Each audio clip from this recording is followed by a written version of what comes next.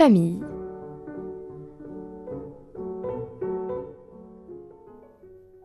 Aujourd'hui, nous vous proposons un voyage culturel passionnant entre l'Asie et l'Europe, direction la Corée du Sud et la France, pour parler d'un sujet qui nous concerne tous, la famille.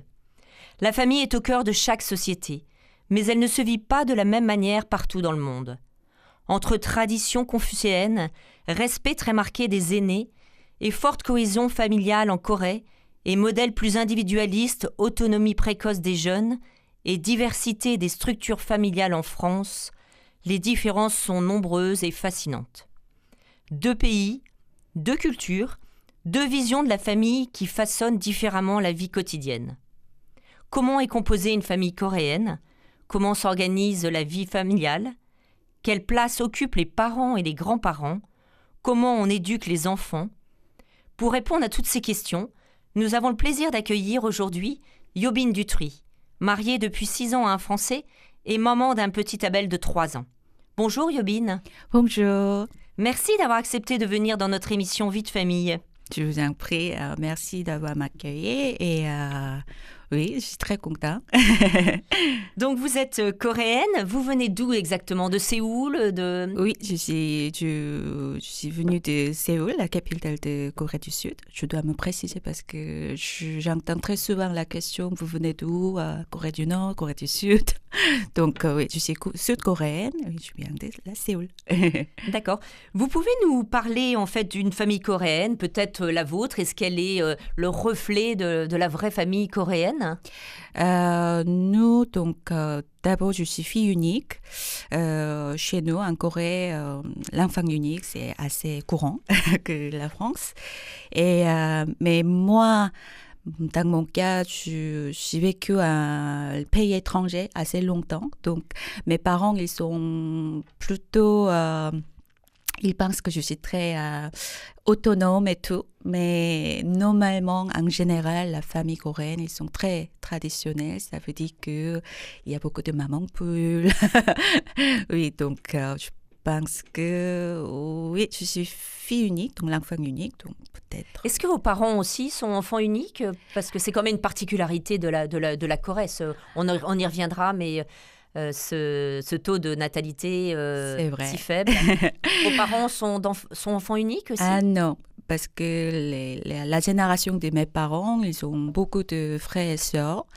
Mais je ne sais pas pourquoi le taux de natalité, c'est vraiment, ça descend, c'est de moins en moins. Donc en ce moment, même je vois mes amis, ils ont un enfant, normalement, ou... Pas du tout. Pas du tout. Oui, j'ai lu qu'en fait, la Corée a battu le record du monde avec un taux de natalité de 0,75 enfants, c'est ce que vous disiez. Et en fait, ça veut dire qu'aujourd'hui, on assiste en fait à des parents qui n'ont pas d'enfants. Est-ce que vous pouvez nous expliquer cette famille qui est hyper restreinte ? Quelles sont les causes en fait de ce faible taux de natalité ? En fait, en Corée, je pense que malgré le gouvernement et les politiciens, ils offrent beaucoup de règles, beaucoup de, support pour les parents. Pour nos auditeurs, vous pouvez préciser en fait quels sont les supports, quelles sont les offres faites par le gouvernement pour inciter les femmes à avoir des enfants ? Oui, par exemple, en tant que salarié, vous avez droit de prendre un an de congé maternité, congé paternité aussi. Mais en fait, vraiment, la vraie réalité, personne prend un an de congé parce qu'après un an de congé, c'est gênant pour recommencer le travail. Après, tous les collègues regardent, oh, elle a pris un an de séjour, c'est un peu trop... Oui, si elle veut rester sérieusement pour travailler, pour mieux que... Ça veut dire c'est quoi l'acceptabilité en fait en termes de congé de maternité ? C'est combien de mois ? Donc, je vois que mes amis, normalement, ils prennent 6 mois max. Mais ça, c'est pas le vrai problème, parce que le vrai problème après, comme l'école en Corée commence dès 7 ans, oui. Ah oui, 7 ans, c'est-à-dire le double nous, on rentre en fait à l'école à 3 ans. Oui, ça veut dire qu'il faut exactement. attendre encore 3 ou 4 ans pour mettre son enfant à l'école. Donc, c'est-à-dire qu'on doit trouver la manière comment nous trouve les personnes ou l'endroit pour garder nos enfants. C'est pas facile. Vous parliez tout à l'heure en fait du gouvernement qui mettait en place certaines choses. Est-ce que par exemple il y a pléthore de crèches justement pour aider les mamans à faire garder leurs enfants? Oui, je pense qu'il essaye d'ouvrir plus de crèches ou garderies, quelque chose comme ça. Mais c'est pas gratuit. Donc ça coûte un peu. Et il y a comment dire, les crèches publiques, c'est pas suffisant, c'est jamais suffisant. Donc crèche privée, ça coûte assez cher. Et en plus, même crèche privée, on doit chercher les enfants avant 18 ans. Et pour en Corée, les salariés partir avant 18 ans, c'est un peu gênant. Parce qu'il y a beaucoup de seniorité chez notre culture, la culture coréenne. Donc, on ne peut pas vraiment livrer de dire patron ou je dois partir parce que je dois chercher mon enfant. Et vous donc, vous évoquez 2 causes, la scolarité des enfants à 7 ans, donc qui est quand même un obstacle, des modes de garde assez compliqués. Mm-hmm. Est-ce qu'il y a d'autres choses qui sont des obstacles? Ah oui, par exemple, les transports publics, ça n'adapte pas pour les enfants, par exemple. Le bus, il y a toujours petit marché. Bien sûr, il y a le bus comme en France, on peut pousser la poussette, par exemple, facilement. Mais la plupart, c'est pas le cas. Donc, c'est un peu difficile pour maman, par exemple, si elle est, comment dire, single mom en français, si vous êtes tout seul avec un enfant, même 12 enfants, c'est laisse tomber. Ouais, c'est pas possible. Donc, quand vous êtes arrivé en France, puisque vous avez un petit garçon qui a 3 ans, oui. Le fait qu'on scolarise, nous, les Français, un enfant à 3 ans et qu'on ait pas mal de modes de garde, ça vous a étonné, ça vous a époustouflé Au début, quand j'ai entendu l'école commence à 3 ans, j'ai pensé que non, c'est pas possible, c'est trop tôt, il est trop petit. Mais en fait, mon fils, il est né le mois de décembre, donc maintenant il est en école, il est un des plus petits. Donc je m'inquiète beaucoup parce qu'il est un des plus petits, il va s'adapter ou pas. Mais en fait, c'est très bien passé, ça passe très bien. Il change, il est socialisé. Oui, énormément. Donc, j'ai pensé que c'est une très, très bonne idée. Je pense que c'est pour ça que la France n'a jamais souffle de problème de taux de natalité. Si, parce que la France, le chiffre baisse. Même si on est aux alentours des 1,60, c'est pas suffisant pour un renouvellement de population. Donc, c'est un vrai sujet. Mm-hmm. Quand on est enfant unique, ça veut dire qu'en fait, on doit s'occuper de ses parents, de ses grands-parents. Ça veut dire on peut avoir 6 personnes sur les épaules d'une seule personne. Comment ça se vit? Ça, c'est d'autres problèmes aussi. Donc, par exemple, mon ami, les garçons aussi, ils sont enfants uniques. Ils ont difficile de trouver une femme se marier parce que pour la femme, donc il est enfant unique, c'est-à-dire qu'on doit occuper mes parents, mes beaux-parents, après les grands-parents de côté de mon mari. Ah oui, ça fait 12 en fait. Exactement. Si on remonte, ça fait 12 personnes, 12 adultes à prendre en charge. Exactement. Donc, oui, il doit trouver un job avec beaucoup de salaire, d'aller à l'endroit privé qui s'occupe des personnes âgées. Sinon, oui. c'est compliqué, je pense. Et alors là, vous parlez d'un cas où il y a quand même un descendant, c'est-à-dire qu'il y a un enfant. Quand il n'y a pas d'enfant, est-ce qu'il y a, comme chez nous, des maisons de retraite? Est-ce qu'on... Moi, j'ai vécu un peu en Asie et en fait, il y avait ce concept de toutes les générations sous le même toit. Est-ce que ça existe en Corée?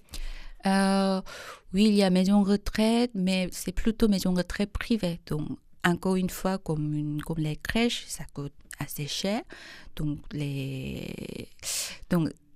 pour mon mari français, chaque fois il vient en Corée, il voit les gens assez âgés, ils travaillent toujours pour gagner un peu d'argent pour vivre.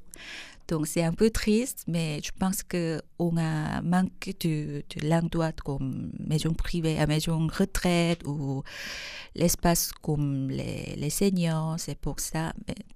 Mais je pense que c'est de mieux en mieux. Il y a comme l'endroit, les personnes âgées ou les seniors pour s'amuser ensemble, mais vivre quotidiennement comme l'autre pays d'Asie, je ne sais pas trop, mais ça, on doit s'améliorer, notre pays. Oui. Quand nous avons préparé l'émission, vous m'avez dit qu'en fait, et vous l'avez redit en introduction, le fait d'avoir un seul enfant, ça fait un peu papa poule et maman poule. Oui. Ça veut dire quoi un papa poule et une maman poule? On dit oui à tout ce que demande l'enfant, on le couvre, c'est quoi? Donc, je pense que comme on a le taux de natalité, ça descend. Donc, un enfant, donc ça, c'est que un enfant, c'est mon enfant, c'est mon roi, mon prince. C'est un peu comme ça. Mais par contre, notre culture, c'est assez discipline. Donc, ça compense en fait? Oui. Donc, les gens pensent que si ce n'est pas mon enfant, je ne le connais pas, par exemple, l'endroit public, les enfants courent partout. Mais ce n'est pas possible. Pourquoi les parents ne disciplinent pas? Mais par exemple, c'est mon enfant, pour penser que vous pouvez dire quelque chose comme ça à mon enfant. Et madame, c'est pas gentil, on est à l'endroit public, vous devez discipliner. Mais c'est mon enfant, il peut faire ce qu'il veut. C'est assez contradictoire parce que vous parlez en fait de papa poule et de maman poule, oui. Où on protège.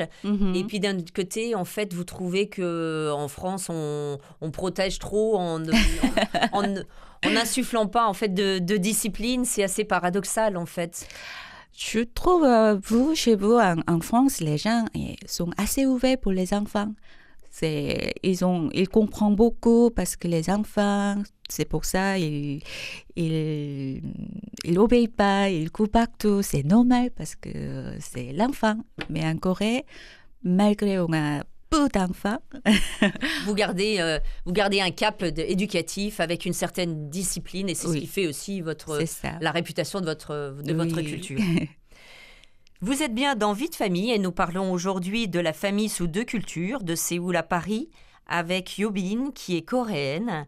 Nous nous retrouvons juste après la pause musicale.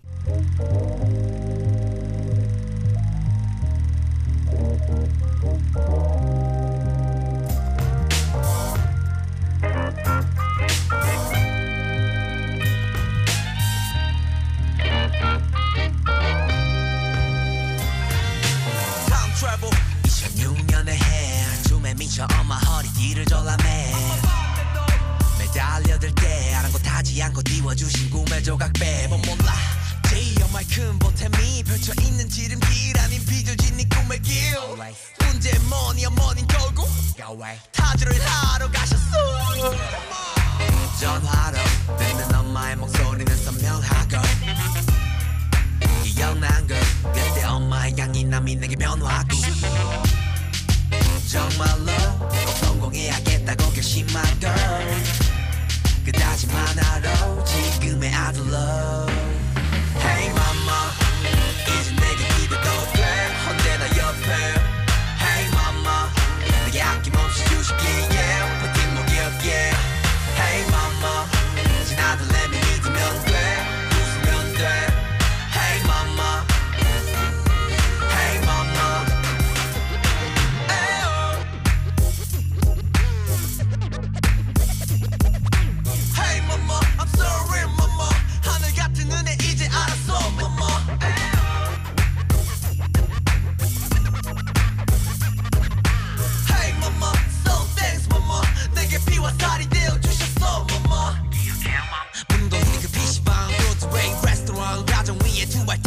베테랑 실패는 성공의 어머니 그런 열정과 성심을 배워 wannabe 이제 나도 어른이 되었대 세상에 큰 걸음이 되었게 꽃이 되어 그대만의 꽃길이 되었게 You walking on way Hey mama 이제 내게 기대도 돼 언제나 옆에 Hey mama 내게 아낌없이 주시기에 버팀목이었기에 Hey mama 이제 나도 let me 믿으면 돼 Yobin, vous avez choisi une musique du groupe coréen BTS. Pouvez-vous nous en dire plus sur ce groupe? Et comme c'est en coréen, on n'a pas tout compris. Donc, est-ce que vous pouvez nous dire quels sont les messages qui sont passés dans ce morceau musical? Oui, bien sûr. Donc, ce groupe s'appelle BTS. Ils sont une des plus connus, le groupe mondial, je pense. Et ils vont faire le concert très bientôt à Paris, je crois, oui. J'ai choisi cette musique parce que donc, la chanson s'appelle Mama. Donc, bien sûr, elle parle de la mère. Surtout pour le remerciement, la mère. Elle parle de gratitude, de l'amour familial. En plus, je pense que c'est mieux, les gens français connaissent un peu BTS aussi. Merci pour ce choix. Il y a peu d'enfants en Corée, c'est ce que vous nous avez signifié. Mais est-ce qu'on se marie encore ou on reste célibataire? C'est une très bonne question. Par exemple, dans mon cas, j'ai 10 amis dans mon groupe. On était au même lycée. Il y a 3 amis, elles sont célibataires toujours. Donc, 3 sur 10 restent célibataires. J'ai 40 ans, donc ça peut s'expliquer. Je pense que même se marier, c'est difficile parce que encore avoir un enfant, c'est un sujet. S'occuper des parents, c'est un sujet aussi. Donc, un couple se marier, parce que ça n'existe pas parfait en Corée. C'est que se marier. Le Pacs n'existe pas en Corée, c'est ça? Non. D'accord, donc c'est soit le mariage, soit rien. Exactement, oui. Donc, en effet, ça va au-delà en fait du fait de réfléchir à avoir un enfant. C'est que le fait de se marier, c'est quelque chose qui est galvaudé, c'est quelque chose qui ne répond plus à un besoin, ou c'est ce que la vie professionnelle prend le dessus. Comment vous voyez ça? Bon, je pense que tout ça, et en plus, la famille en Corée, ça veut dire que se sacrifier. La famille en Corée, surtout les parents, se sacrifient beaucoup pour la famille. Quand vous dites se sacrifier, ça veut dire se sacrifier financièrement? Ça veut dire se sacrifier en termes de temps? Ça veut dire quoi, se sacrifier? Du tout. Tout ce qu'ils font, c'est pour la famille. Par exemple, quand je suis venue en France, la première année, on était dans un bar avec mon mari et j'ai vu une jeune couple avec un enfant dans la poussette. Dans un bar, donc les gens fument et tout. Donc j'étais étonnée. Donc j'ai dit à mon mari, c'est pourquoi ils ont ramené un petit enfant dans un bar? C'est pas possible. Et mon mari, il m'a dit que mais les jeunes parents, ils ont la droit de s'amuser. Et alors en Corée, on n'a pas le droit de s'amuser quand on est parent, on est responsable? Non, absolument pas. Donc ça, je pense que ça c'est vraiment la différence culturelle. Les gens pensent que si vous avez un enfant, restez chez vous, s'occupez de vos enfants. C'est pas bien pour l'enfant sortir tard comme ça avec les gens. Les gens fument et tout, l'alcool, c'est pas bien. Donc, c'est tout ça.